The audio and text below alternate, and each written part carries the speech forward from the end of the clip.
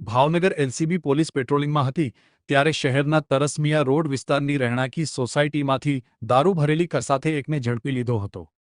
Bhavnagar LCB પોલીસે બાતમીને આધારે Tarsamiya road ઉપરથી શિવસાગર સોસાયટીમાં રહેતા નિલેશ ઉર્ફે ભૂરો બારોટને કારમાં દારૂની બોટલો 2172 અને બિયર ટીન 408 સહિત અન્ય કુલ મુદ્દામાલ ₹13,56,762 સાથે ઝડપી લીધો હતો।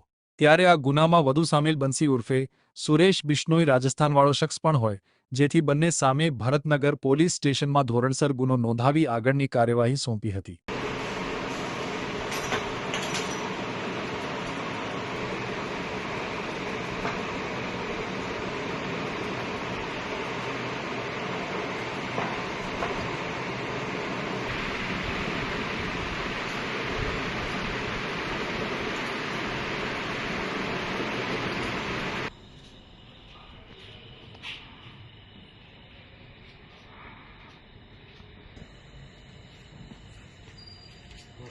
ગાડી છે તે 22 નંબરની